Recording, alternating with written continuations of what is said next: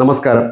അവൾക്കൊപ്പം എന്ന hashtag campaign കേരളത്തിൽ തുടങ്ങിയിട്ട് 9 വർഷമായി. ഈ 9 വർഷ കാലയളവിലും സ്ത്രീ സംരക്ഷണം ഹാഷ്ടാഗിൽ മാത്രം ഒതുങ്ങിപ്പോയി എന്നതാണ് സങ്കടകരമായ ഒരു അവസ്ഥ.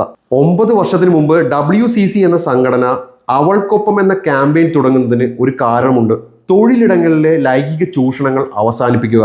ഇതായിരുന്നു അതിൻ്റെ ഉദ്ദേശശുദ്ധി. WCC എന്ന സംഘടനയോട് പലതരത്തിലുള്ള എതിർപ്പുകൾ ഉണ്ടെങ്കിലും അവരുടെ ഉദ്ദേശശുദ്ധി ചോദ്യം ചെയ്യാൻ പാടില്ലാത്ത ഒന്നാണ്.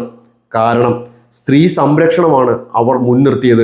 എന്നാൽ 9 വർഷത്തിന് ശേഷം തങ്ങളുടെ കൂട്ടത്തിലെ തന്നെ ഒരു അംഗത്തിന് ലൈംഗിക ചൂഷണം തൊഴിലിടത്തിൽ വെച്ചുണ്ടായിട്ട് അവർക്ക് ഒന്നും ചെയ്യാൻ കഴിഞ്ഞില്ല എന്നത് കേരളം നോക്കിക്കണ്ടുകൊണ്ടിരിക്കുകയാണ്. ഈ കഴിഞ്ഞ 2025 നവംബർ മാസത്തിൽ ചലച്ചിത്ര മേഖലയിലെ വളരെ പ്രസിദ്ധയായ ഒരു അംഗത്തിന് അതേ മേഖലയിൽ നിന്നുള്ള ഒരു വ്യക്തിയിൽ നിന്ന് ലൈംഗിക ചൂഷണം നേരിടേണ്ടി വന്നു.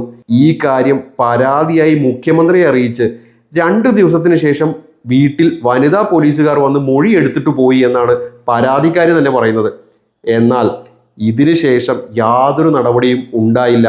ഈ മൊഴിയെടുക്കൽ കഴിഞ്ഞ് കേരളത്തിൽ തദ്ദേശ സ്വയംഭരണ തെരഞ്ഞെടുപ്പ് നടന്നു, ഫിലിം ഫെസ്റ്റിവൽ നടന്നു. ഇതിനു ശേഷമാണ് FIR ഇടുന്നത്. FIR ഇട്ടതിന് ശേഷം ഇതേ പരാതിക്കാരിക്ക് നേരിടേണ്ടി വന്ന ദുരവസ്ഥകൾ ഈ കഴിഞ്ഞ ദിവസം മലയാള മനോരമയിൽ പരാതിക്കാരി തൻ്റെ പേര് വെച്ച് ഒരു ലേഖനം എഴുതി. ഈ ലേഖനം വളരെ പ്രസക്തമാണ്. താൻ ആഗ്രഹിക്കുന്നത് സഹതാപമല്ല, ഐക്യദാർഢ്യമാണ് എന്നാണ് ആ പരാതിക്കാരി പറഞ്ഞത്. തൻ്റെ പേര് പറഞ്ഞ് ലേഖനം എഴുതിയ പരാതിക്കാരി അതിജീവിത ഇര എന്ന വാക്കുകൾ തന്നെ വ്യക്തിപരമായി വീണ്ടും വേദനിപ്പിക്കുന്ന വാക്കുകളായി തനിക്ക് തോന്നുന്നു എന്ന ലേഖനത്തിൽ പറയുന്നുണ്ട്. ഈ ലേഖനം വായിച്ചു കഴിയുമ്പോൾ വളരെ വ്യക്തമാണ് സർക്കാർ സംവിധാനത്തിന് വന്ന പാളീച്ച എന്തെന്ന്.